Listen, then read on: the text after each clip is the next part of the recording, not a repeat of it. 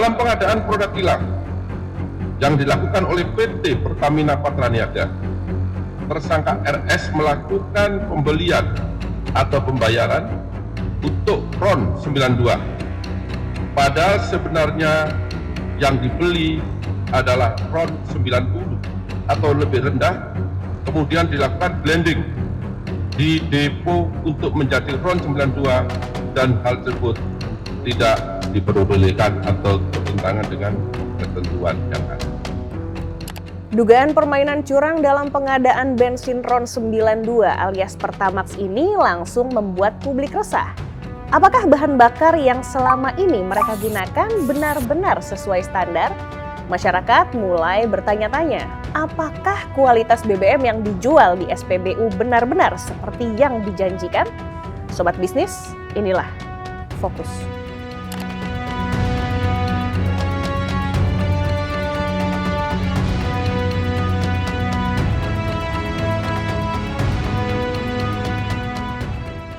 Pertamina pun langsung cepat-cepat mengklarifikasi dan menyatakan Pertamax yang dijual di SPBU-nya sudah memenuhi standar.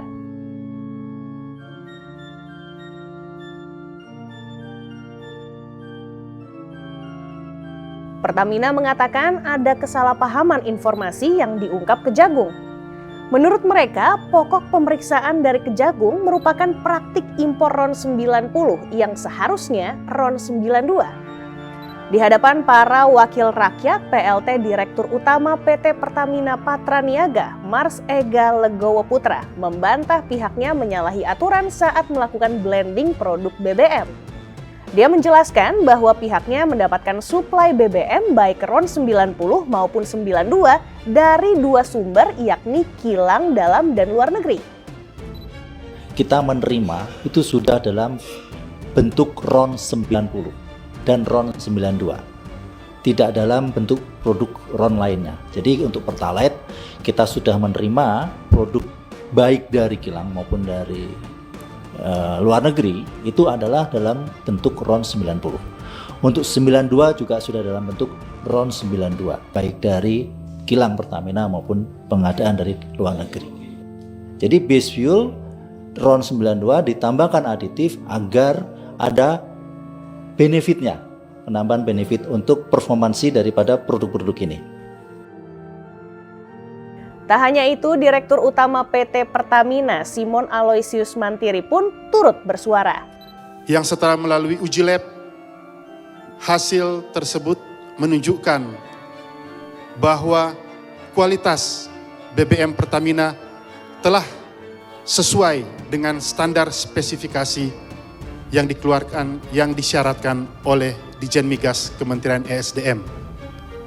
Klarifikasi sudah berkali-kali diberikan Pertamina dengan menegaskan produk Pertamax sesuai dengan standar dan blending yang dilakukan untuk memperbaiki kualitas BBM. Namun, apakah klarifikasi ini cukup untuk meredam kekhawatiran publik? Sebenarnya proses blending BBM adalah hal yang biasa dilakukan dalam industri minyak. Namun, ada pertanyaan besar. Apakah proses itu dilakukan sesuai standar atau justru disalahgunakan? Direktur Eksekutif Komite Pengawasan Bensin Bertimbal Ahmad Syafruddin menganggap proses blending BBM jamak dilakukan untuk menghasilkan bahan bakar dengan spesifikasi tertentu. Jadi kilang di seluruh dunia untuk menghasilkan produk BBM memang yang dilakukan ada blending gitu. Cuma ya ada kilang yang jujur gitu, ada kilang yang tidak jujur gitu.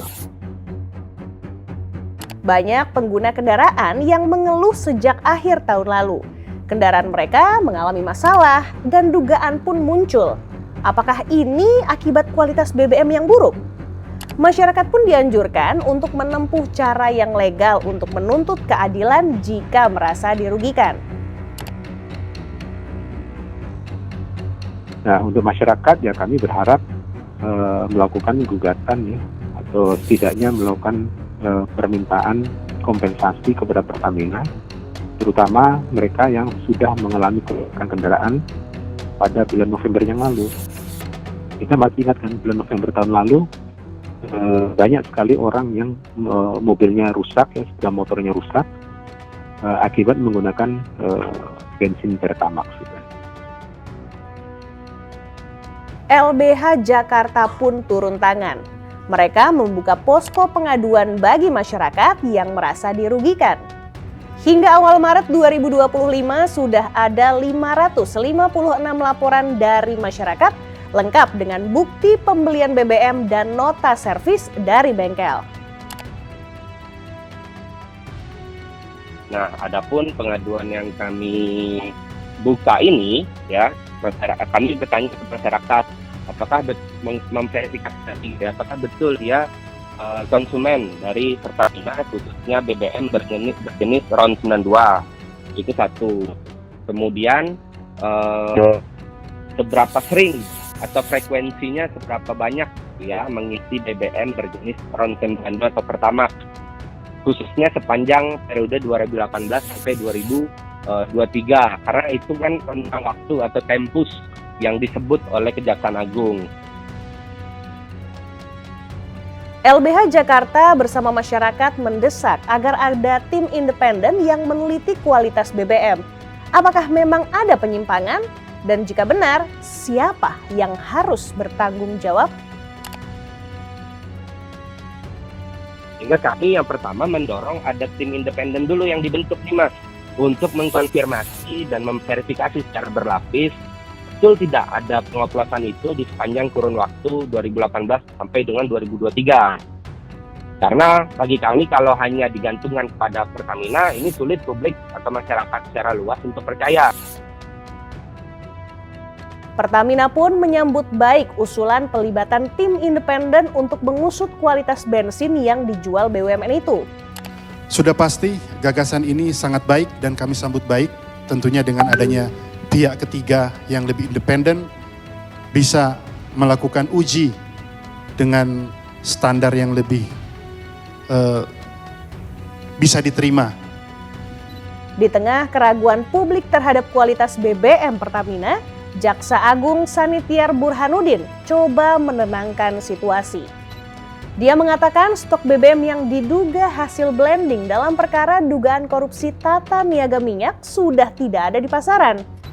Dengan demikian, stok BBM RON 92 yang dijual oleh PT Pertamina saat ini sudah sesuai dengan spesifikasi.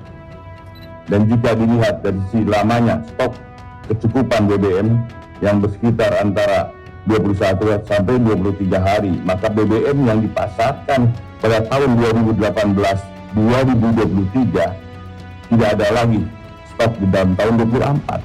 Artinya yang kita sidik tetap sampai 2023. Ini tidak ada kaitannya. Artinya lagi spesifikasi yang ada di pasaran adalah spesifikasi yang sesuai dengan yang ditentukan oleh Pertamina. Kini publik menanti langkah Kejaksaan Agung berikutnya. Apakah proses hukum ini benar-benar bisa mengungkap siapa yang bertanggung jawab? Dan yang lebih penting, apakah kepercayaan publik pada BBM produksi perusahaan plat merah itu bisa dipulihkan?